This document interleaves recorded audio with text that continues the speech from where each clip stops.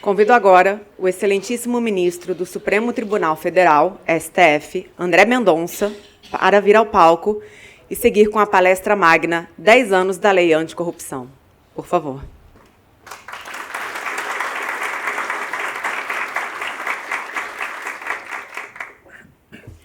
Bom dia a todos.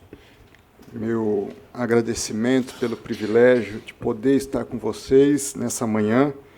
Meu agradecimento especial ao IRI, na pessoa do seu presidente, Dr. Valfrido, seu vice-presidente, ministro Valdir Simão, que durante um período de desafios foi também ministro da Controladoria Geral da União, tendo ali a incumbência de contribuir com a implementação da Lei Anticorrupção, que nós estamos hoje comemorando 10 anos.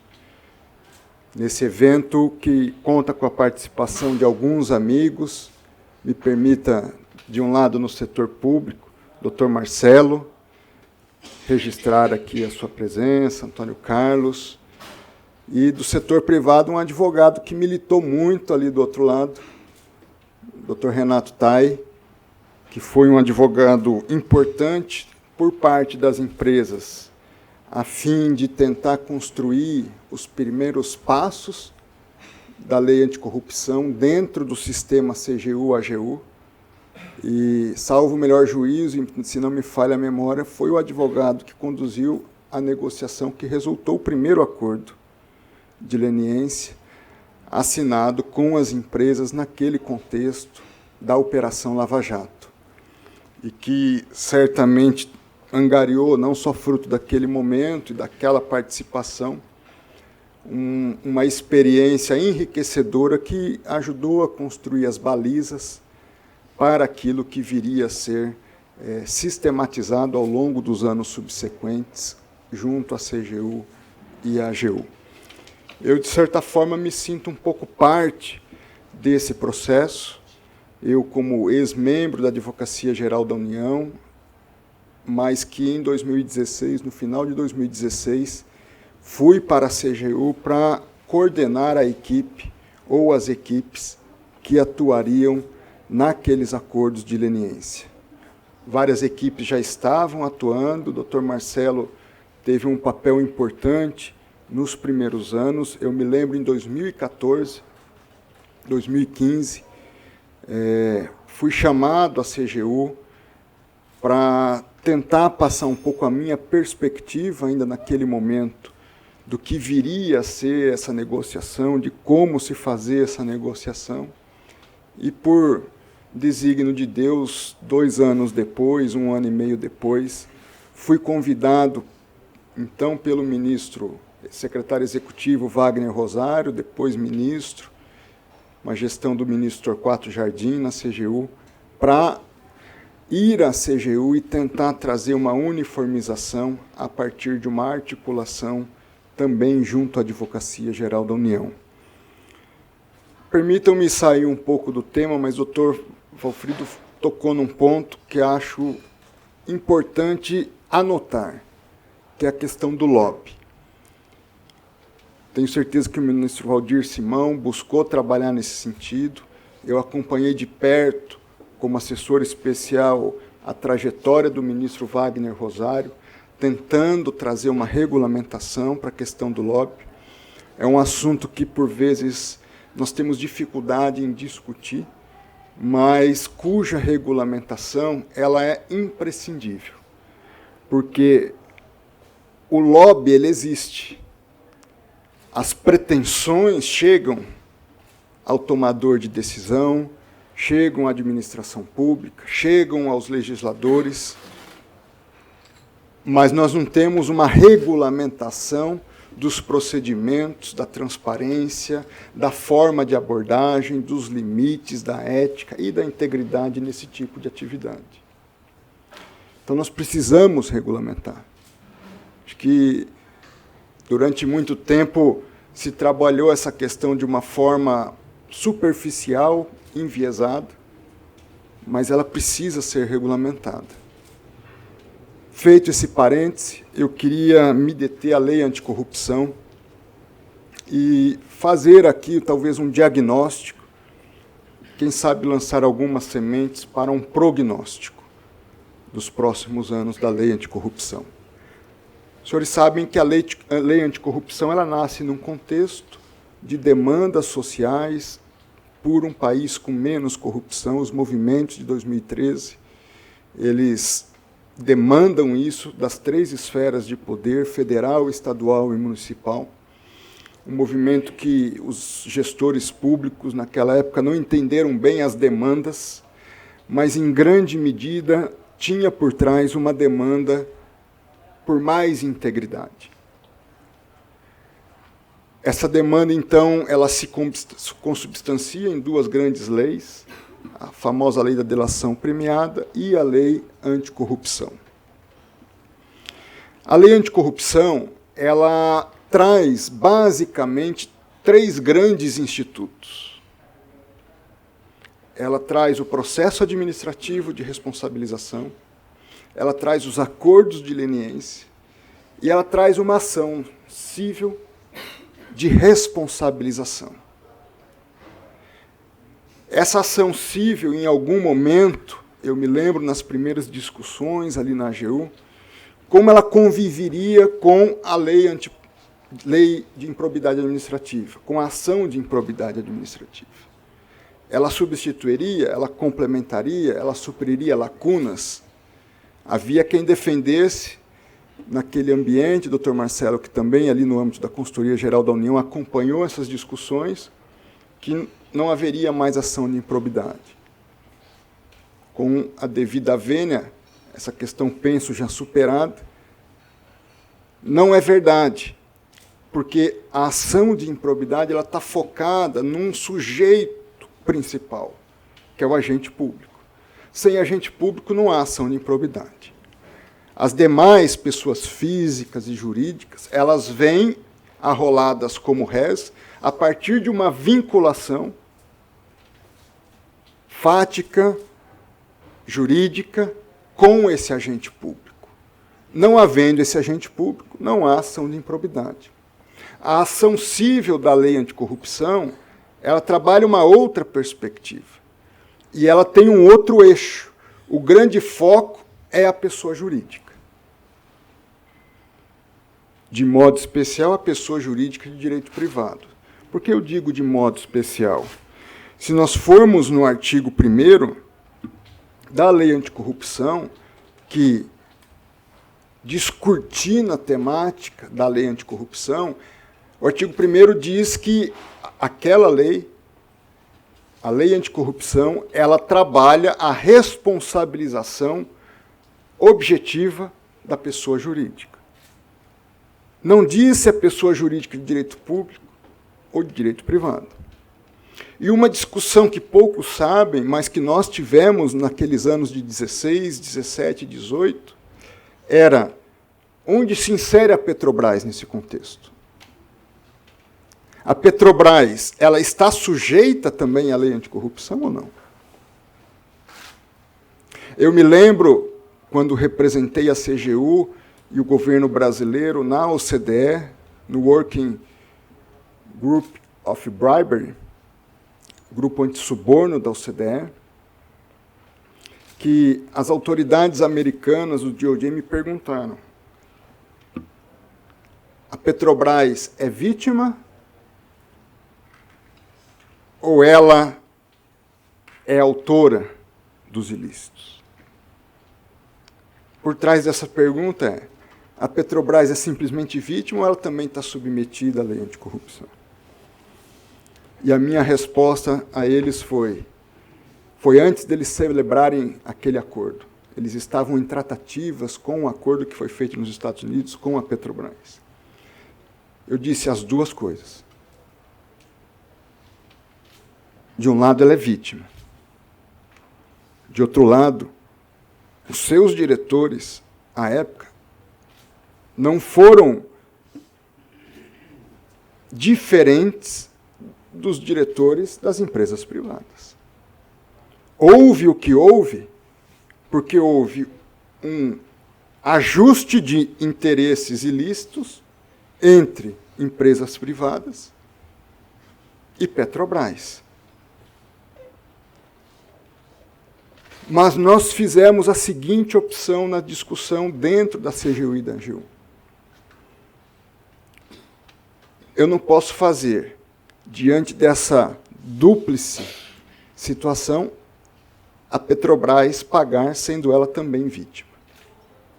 Mas nós não podemos isentar, historicamente, a Petrobras daquele contexto. A Petrobras foi agente, partícipe, de forma direta, do que ocorreu e foi revelado, bem ou mal, no âmbito da Operação Lava Jato. Eu diria, foi revelado no âmbito do que eu pude acompanhar naquele momento pelas empresas. CGU e AGU, naquele momento, se limitaram a ouvir as empresas. A partir dessa constatação, nós temos o processo administrativo de responsabilização e o acordo de leniência. No âmbito do direito, nós temos duas formas básicas de fazer com que uma determinada pessoa pratique o que é certo. Uma é impondo sanções, ou a ameaça das sanções. No crime, matar alguém, a pena correspondente. Eu sei que se alguém praticar o homicídio, está sujeito a submeter-se àquela pena. A outra forma é premiando a boa conduta. Eu gosto sempre de comparar a educação dos filhos. Como é que nós preferimos educar nossos filhos? Ameaçando a sanção pela conduta equivocada? Ou valorizando e premiando a boa conduta? O que é mais eficaz? O que traz melhores resultados?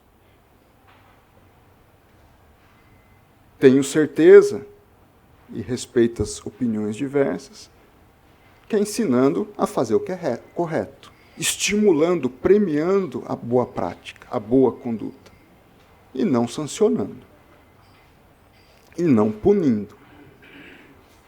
Esses dois institutos trabalham essas duas vertentes. Processo administrativo de responsabilização. Há uma investigação preliminar, o Antônio coordenava essa área enquanto corregedor-geral da União. Conforme a apuração, Marcelo trabalhava junto à época, conforme a apuração da investigação preliminar, que corresponderia ao nosso inquérito policial ou inquérito civil público, eu consegui obter elementos suficientes dentro de um juízo de admissibilidade de abrir um processo administrativo de responsabilização.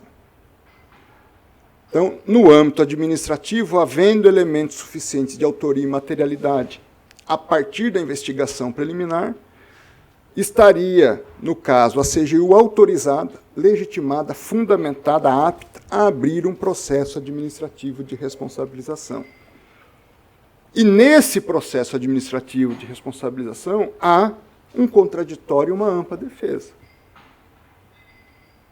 A empresa é apresentada aos ilícitos ou aos indicativos de ilícitos e ela contesta, nega, sou inocente, não tenho responsabilidade. Uma outra e se submete a uma sanção, eventualmente, conforme as conclusões desse par. Uma outra forma de estabelecer-se o direito sancionador do Estado é através do acordo de leniência. No acordo de leniência, ao invés do contraditório e a ampla defesa, eu tenho outros parâmetros. A empresa colabora. Num, ela resiste. No outro, ela colabora. O que eu quero dizer com isso? Tanto no par como no acordo de leniência, o que está em discussão é a aplicação do direito sancionador do Estado. Nós temos hoje o acordo de não persecução penal. O que é o acordo de não persecução penal? é a aplicação do direito penal a partir da colaboração do réu. Confessa, se dispõe a pagar pelo dano, a restaurar a situação ao status quo, a cumprir medidas recomendadas pelo Ministério Público. O que é o acordo de leniência? É esse instrumento, e daí a sua natureza, de aplicação do direito sancionador. Eu não estou deixando de aplicar a sanção no acordo de leniência, mas eu estou aplicando uma sanção premiada. Uma sanção a partir de uma colaboração. Uma sanção a partir de uma autocrítica e uma avaliação que a empresa faz de assumir uma responsabilidade por fatos e, a partir dessa assunção de responsabilidade, obter benefícios. Benefícios financeiros, porque há uma redução das sanções correspondentes, e benefícios de imagem, porque ela anuncia um comprometimento em não concordar com práticas ilícitas, sejam as pretéritas, seja em relação ao futuro, na sua prática negocial do dia a dia. Então, a natureza jurídica do acordo de leniência diz respeito à aplicação do poder sancionador do Estado, por meio de um processo negociado. E aí, houve a partir do advento da Lei 12846, em 2013, houve a inserção no sistema jurídico brasileiro de um modelo inovador. Eu me lembro, ministro Valdir Simão, que no ano de 2012, eu era diretor da área de probidade da AGU, e nós levamos ao advogado-geral de então a possibilidade de fazermos um acordo com o Grupo OK, do ex-senador Luiz Estevam. Aqueles escândalos que resultaram na cassação do ex-senador geraram a maior condenação até os dias de hoje da história do Tribunal de Contas da União. Em valores nominais, se não me falha a memória, 169 milhões de reais. Em valores de 2012, mais de 900 milhões de reais. Quando nós levamos a possibilidade de fazer o acordo, os dirigentes máximos da instituição à época falaram: como é que eu vou justificar fazer um acordo com uma pessoa que foi acusada de corrupção? E eu me recordo, eu acredito no Instituto, o futuro vai ser a solução negociada desses casos, e eu assumo a responsabilidade, mesmo não sendo dirigente da instituição. E nós fizemos, naquela época, em 2012, o que foi, até a Operação Lava Jato, a maior solução negociada de um caso envolvendo corrupção. Um acordo, se não me falha a memória, em valores nominais também, de 478 milhões de reais. Agora, quando se falava em fazer acordo em casos de corrupção, qual era a primeira grande imagem? Eu estou negociando com corrupto, estou relativizando a corrupção. Não se tinha uma dimensão dos efeitos positivos daquele tipo de solução. Por exemplo, o juiz da causa que tratava da execução do julgado do TCU na Justiça Federal em Brasília, ele administrava mais de 300 incidentes processuais numa ação de primeiro grau. E ele dizia: se for para eu cuidar dessa ação, eu preciso parar a vara e colocar toda a vara à disposição só dessa ação. Nós tínhamos já 10 anos de execução. E a possibilidade de recuperação efetiva ao longo dos anos era muito difícil. Então, quando a Lei 12846 vem e institucionaliza o acordo de leniência, ela abre um novo campo. Dentro dessa perspectiva, nós construímos, no âmbito da CGU e da AGU, uma doutrina que, passo a passo, foi sendo implementada. E essa doutrina, ela trabalha no reconhecimento, primeiro que no direito sancionador em geral, no direito penal em especial, nós trabalhamos dois grandes princípios. Primeiro, o princípio da obrigatoriedade da persecução do ilícito. E nós tínhamos isso na esfera penal, na esfera civil, via ação de improbidade administrativa, e na esfera administrativa, via procedimento administrativo de responsabilização. Porém, pouco a pouco inserido no contexto nacional, primeiramente pela Lei da Justiça Penal, com a Lei 9.099, de mecanismos de assunção negociada ou voluntária de responsabilidade.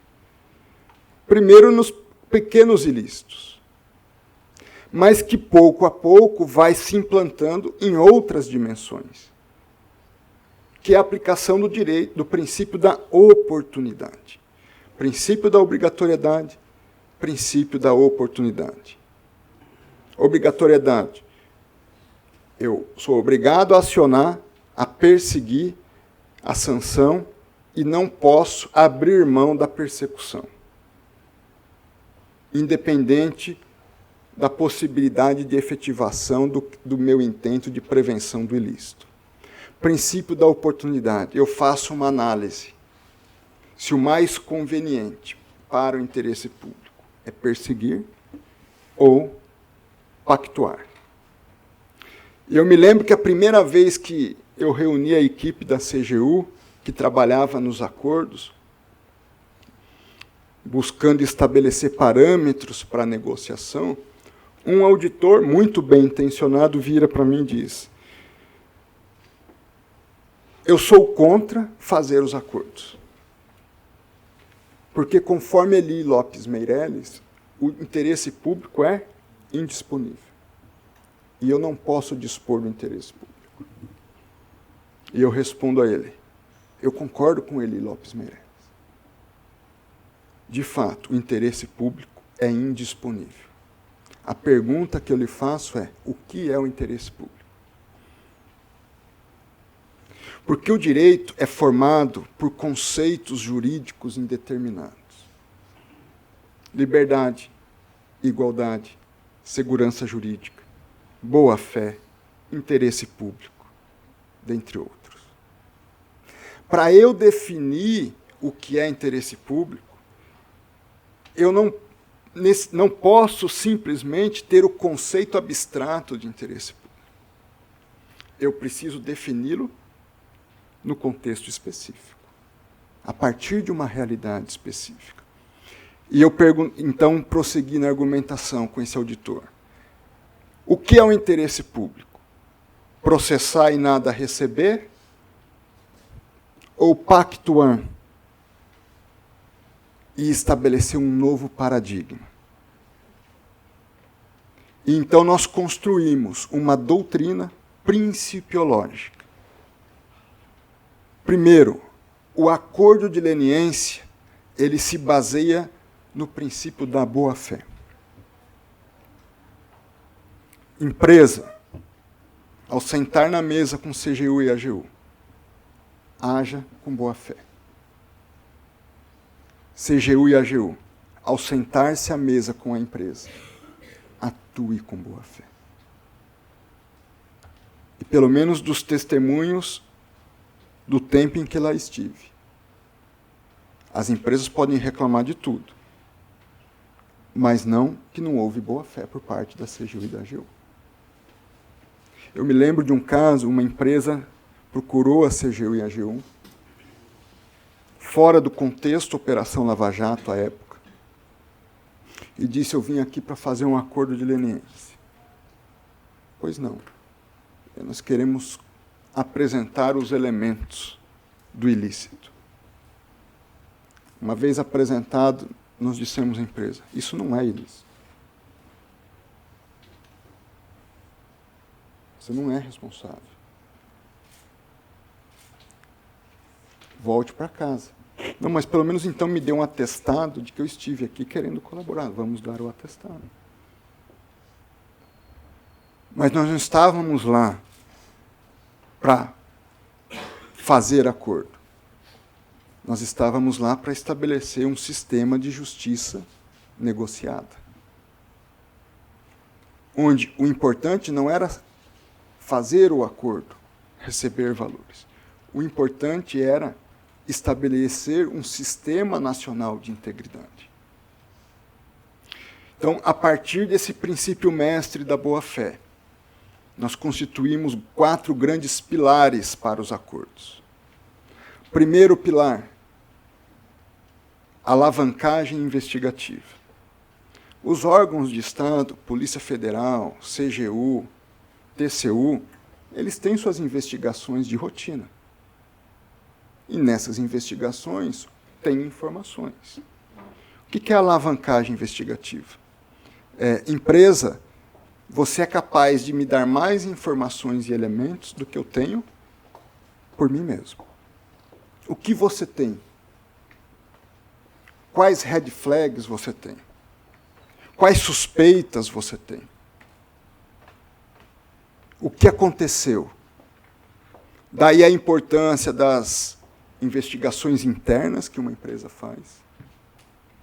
Ela é extremamente importante, porque o primeiro passo de uma tratativa dessa natureza é: venha com boa fé para dizer a verdade e me traga elementos que sejam capazes de demonstrar que você tem mais para trazer do que nós dispomos hoje por nós mesmos. Segundo grande pilar, incremento da recuperação de ativos. Para fazer o acordo, é necessário que eu obtenha mais recursos via negociada do que via ação judicial. Parâmetros objetivos. Terceiro grande elemento, assunção de um programa de compliance. Para que, sim, a empresa reconhece o passado, mas ela se compromete com o futuro. Ela assume os erros do passado, mas ela assume um compromisso de fazer o certo no futuro. E qual é a importância? Eu também me lembro uma determinada empresa, fora do contexto da Lava Jato, queria fazer o acordo, assumir a responsabilidade, pagar pelos valores, mas não queria assumir o compromisso de um programa de integridade. E nós debatemos à época, e a resposta foi não. Que adianta receber, se não há compromisso para o futuro? O pilar do programa de compliance é um pilar essencial. Ele não é menos importante. O fato dessas companhias assumirem um compromisso de ética concorrencial, de integridade na relação público-privada, é tão importante como os valores disponíveis para ser pagos ou as informações que foram trazidas. E quarto e último pilar, muito fundado no princípio da boa-fé. Se no futuro se descobrir que a empresa, de forma intencional, omitiu informações, mentiu, não fez aquilo que a lei, o artigo 16 da lei determina, uma colaboração plena, efetiva, célere com as investigações, há uma perda dos benefícios. E nós voltamos para a responsabilização tradicional. Alavancagem investigativa 1, recuperação de ativos 2, Programa de Integridade 3 e perda de benefícios por quebra da boa-fé no pactuado. À luz desses 4 grandes pilares, nós conseguimos definir o que é interesse público no caso concreto. Porque se a corrupção é um problema, e é um problema, a falta de integridade na atividade comercial é um problema que afeta o Brasil como um todo. Empresas deixam de investir, não há segurança jurídica, o Brasil deixa de receber recursos do exterior. E o programa de integridade, ele demandou das empresas quase que um renascimento. Não apenas em função do objeto pactuado, mas à luz de uma cultura interna. Você tinha que sair de uma cultura que estava viciada para implantar uma cultura de integridade. E eu me lembro numa conversa com um dirigente dessas empresas, nessa dificuldade para obter novos negócios. E ele dizia, nós estamos tendo que reaprender a fazer preço.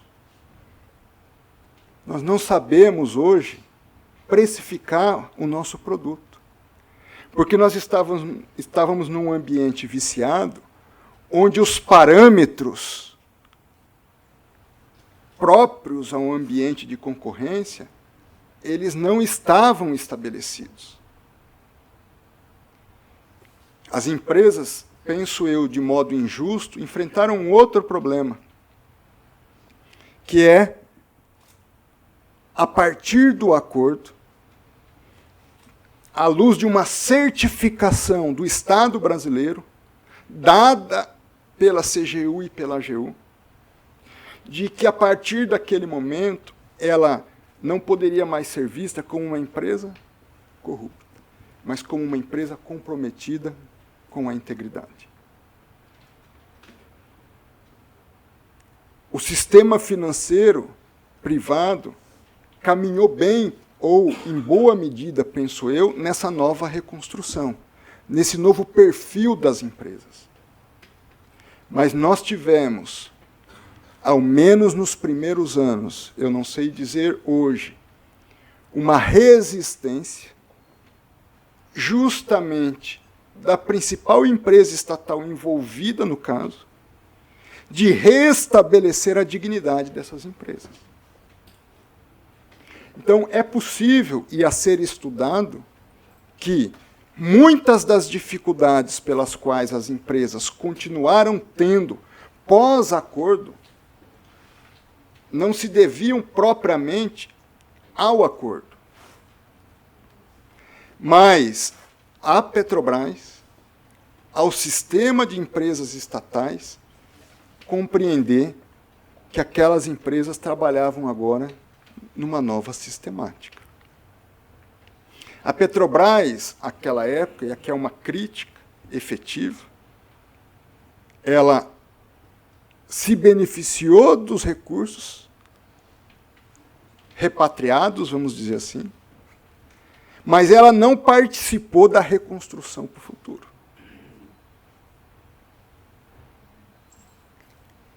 A minha expectativa, seja numa esfera acadêmica, seja numa esfera de atuação do Estado brasileiro como um todo, seja naquilo que estiver sob a minha jurisdição, é que a Petrobras, ela hoje, tenha compreendido que o papel dela não é uma obrigação de contratar, mas é uma obrigação de reavaliar essas empresas pelos bons serviços que elas podem prestar dentro de parâmetros que estejam conforme a legislação nacional. Porque se é verdade que o acordo de leniência ele não existe para salvar empresas, E essa era uma... Normalmente os advogados no início vinham, se não fizer o acordo, a empresa quebra. Eu falei, bom, nós não estamos aqui para quebrar empresas. Mas também não transfira para nós uma responsabilidade da conduta que é sua. Você não está aqui à mesa por nossa causa. Você está à mesa por sua própria causa. Então, se de um lado eu tenho o princípio da preservação das empresas a ser considerado, fazer ou não fazer o acordo não passa, na sua determinação essencial, por ser obrigado a fazer o acordo. Havendo requisitos e cumpridos esses requisitos e parâmetros, far-se-á o acordo. Também não cabe ao Estado e a qualquer instituição dizer, com essa empresa eu quero fazer acordo, com aquela empresa eu não quero fazer acordo. Porque o poder do Estado, ele existe para ser aplicado dentro de alguns princípios. Impessoalidade, imparcialidade, justiça. Ele não existe para ser objeto de uma escolha pessoal de quem vai se beneficiar do acordo e quem não vai se beneficiar. Então vamos falar aqui do acordo de não persecução penal, um tema que ainda não foi debatido na sua profundidade dentro do Supremo Tribunal Federal. Ele é um poder do Ministério Público ou ele é um direito do acusado ou do investigado? Ele é um poder-dever do Estado. Eu não vou fazer o acordo ou propor o acordo conforme o nível social, a cor, o sexo, a idade, se é simpático ou não é simpático. Eu vou propor o acordo se, à luz de critérios objetivos, a pessoa faz jus àquele acordo. Eu não posso ter uma política discriminatória. Para uns, o acordo, para outros, o não acordo. Eu preciso ter, por isso que é um poder-dever. É um poder de agir, mas é um dever de agir à luz de parâmetros objetivos. Ele não é um direito adquirido ou um direito individual. Por quê? Porque ele parte do pressuposto da aplicação do direito sancionador. Sancionador negociado. Sancionador negociado, regulado. Com parâmetros, com princípios, com balizas estabelecidas. Dentro desse contexto, eu queria fazer talvez um prognóstico. Finalizando, então, esse diagnóstico. O acordo de leniência à lei anticorrupção, ela é inovadora, ela traz institutos jurídicos que mudam a cultura da aplicação do direito sancionador. Por isso houve muita resistência de muita gente boa.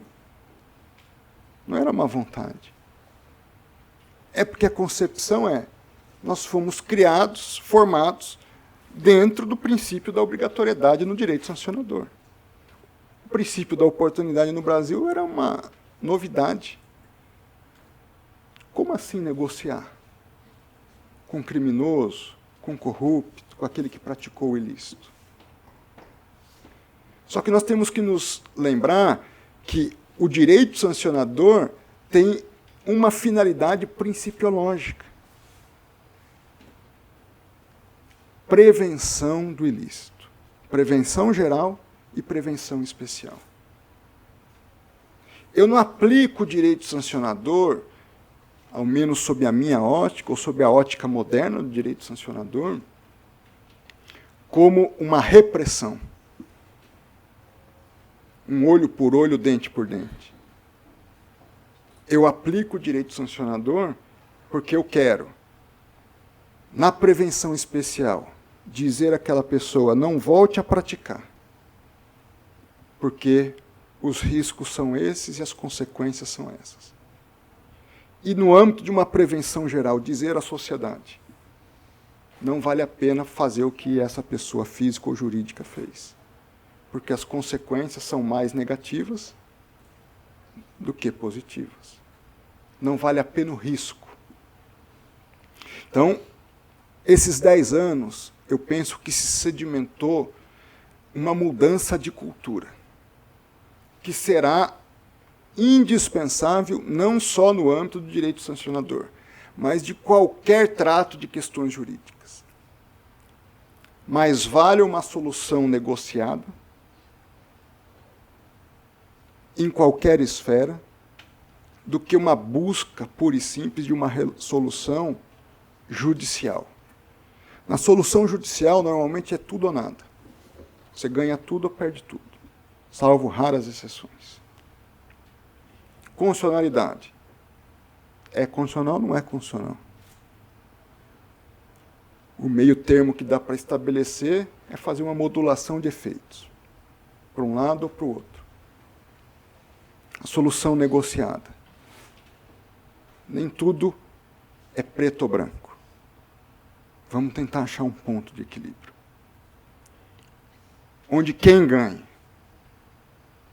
O Estado? A empresa? Não. Onde ganha o país. Ganha Estado, ganha empresas, ganha emprego, ganha integridade, ganha o mercado, ganha o investimento. E aí eu parto para o prognóstico.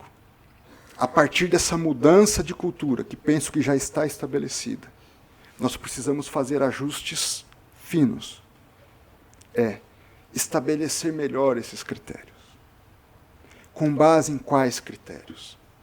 Com quais atores? Em que condições? Quais são os parâmetros?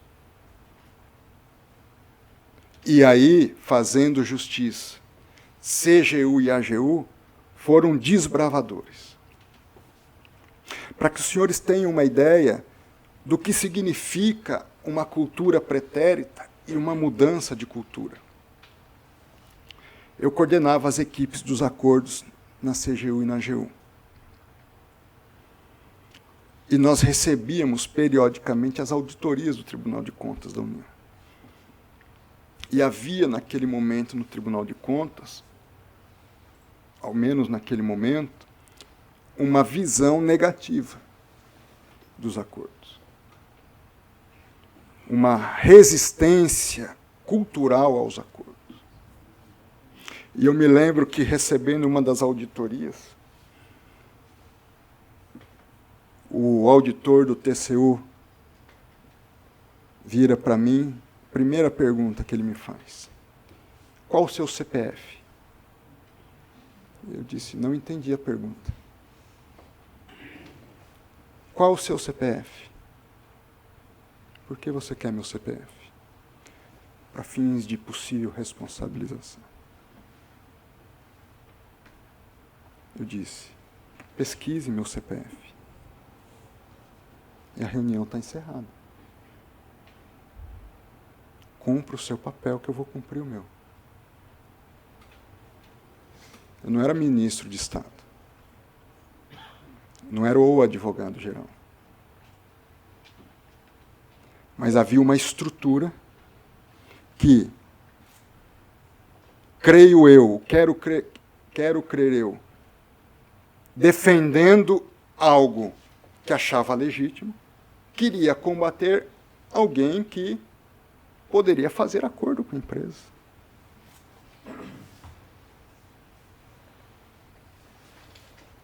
E o estímulo para que essas pessoas, no caso eu, não trabalhassem nisso era cuidado com seu CPF.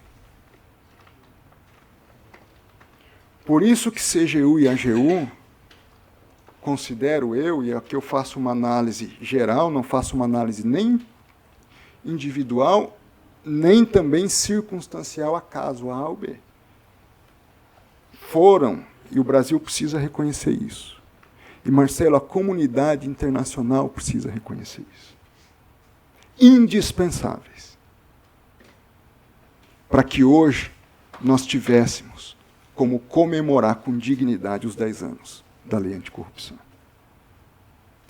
E o meu prognóstico é que essas duas instituições, mesmo sem ter as prerrogativas institucionais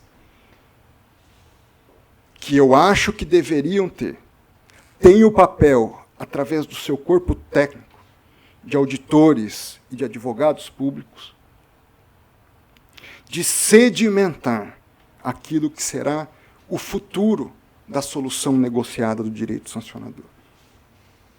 A CGU tem, por lei, a atribuição de fazer a implantação desse sistema não apenas quando a administração pública brasileira é vítima, mas, inclusive, quando a administração pública estrangeira é vítima.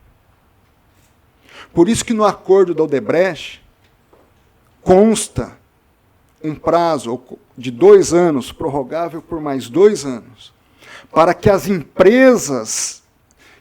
empresa procurasse mais de 10 países, salvo engano, 11 países, na América Latina e na África, para que fossem colaborar com esses países, nos mesmos parâmetros que havia colaborado conosco. Porque nós temos aqui a visita de ilustres juristas norte-americanos, que têm um papel essencial, através do FCPA e da sua construção ao longo da história, de abertura de perspectiva para essa solução negociada com as empresas. Porém, uma solução negociada onde os ilícitos nos quais os estados estrangeiros, fora dos Estados Unidos, eram vítimas, eram resolvidos nos Estados Unidos. A nossa intenção foi dizer ao mundo, à OCDE, vamos incentivar a integridade nesses outros países. Eles também têm que fazer parte. Eles podem até não fazer os acordos, mas nós temos que dar a oportunidade e fazê-los saber da responsabilidade para que haja uma sistemática nacional dentro da América Latina que inclua a Europa, África e outros países nessa nova perspectiva de integridade. Não é sem razão, e o Marcelo me falava há pouco, que as relações que iniciamos a partir de 2016, 2017, com o DOJ e outras autoridades estrangeiras, ela segue cada vez mais forte. Se antes CGU e AGU eram vistas com desconfiança no cenário internacional, hoje elas são a referência para a implantação de um direito sancionador negociado, de uma justiça sancionadora negociada. Pela qualidade dos seus membros, pelos critérios objetivos estabelecidos e pela responsabilidade de, havendo interesse público, independente dos atores ou das pessoas que foram apresentadas como possíveis praticantes de ilícitos, os acordos sejam celebrados. Porque CGU, no caso, acoplada voluntariamente a partir de uma abertura junto à AGU, tem o papel de implantar essa legislação, que corresponde ao FCPA nos Estados Unidos, inclusive quando o país estrangeiro é vítima. E não fazê-lo de forma adequada impõe um descrédito nacional, institucional e internacional. Por isso que o meu prognóstico é que CGU e AGU serão os grandes atores que ajudarão nos próximos 10 anos a construir não só essa sistematização de critérios objetivos, como também uma cultura de cooperação. E falando sobre cooperação interinstitucional. Cooperação, ela tem que partir de um pressuposto: respeito às atribuições de cada instituição. CGU e AGU têm que respeitar as atribuições do Ministério Público, do TCU. TCU e Ministério Público têm que respeitar as atribuições e o papel que o legislador conferiu a CGU e AGU. Cooperação demanda reciprocidade. Cooperação não envolve submissão. Envolve atuação respeitosa. Não envolve mais perguntas. Qual é o seu CPF? Porque o CPF da CGU e da AGU é a qualidade dos seus membros e do seu corpo técnico. Por isso que CGU e AGU avançaram. Porque, apesar dessa visão cultural distorcida, havia base principiológica, doutrina jurídica. Eu me lembro a primeira reunião minha, indo ao DOJ nos Estados Unidos, com a equipe da CGU e da AGU. Primeira reunião com a equipe correspondente deles, eles fizeram a pergunta: quais os critérios que vocês usam? Eu mesmo, com as minhas dificuldades linguísticas, expliquei os critérios. Eles disseram: é igual ao nosso. Modula aqui, modula ali. Eu falei: eu sei. Eu estudei o de vocês. Estudei da Itália. Estudei da Alemanha. Temos critérios. Porque quando esses critérios existem, passa-se segurança às empresas, passa-se segurança às demais instituições, passa-se segurança ao mercado como um todo. CGU e AGU têm um papel fundamental nessa construção de segurança jurídica. Infelizmente, o que tenho observado, e isso se reflete na não assinatura do acordo de cooperação técnica pelo Ministério Público, é um distanciamento cada vez maior dessa instituição em relação a essa construção coordenada e sistematizada. Se eu puder, aqui alguns advogados de empresas, dar um testemunho de alguém que acompanhou e, em certa medida, vivenciou. Confiem na CGU e na AGU. Não há registro na história de um vazamento de informação de CGU e AGU em relação a esses acordos. Porque o objetivo da CGU e AGU não é desconstruir reputações. É construir um sistema. Um sistema que ajude o país. Meu muito obrigado pelo Instituto, pelo convite, pelo privilégio de poder trazer algumas reflexões aos senhores e às senhoras. Desejo um sucesso na caminhada de vocês. Espero que os senhores, como bons jurisconsultos, orientem, incentivem, não se desanimem com os obstáculos na construção desse sistema. Seja um sistema negociado de solução de conflitos, seja um sistema de integridade nas relações privadas e na relação público-privada. Meu muito obrigado a todos.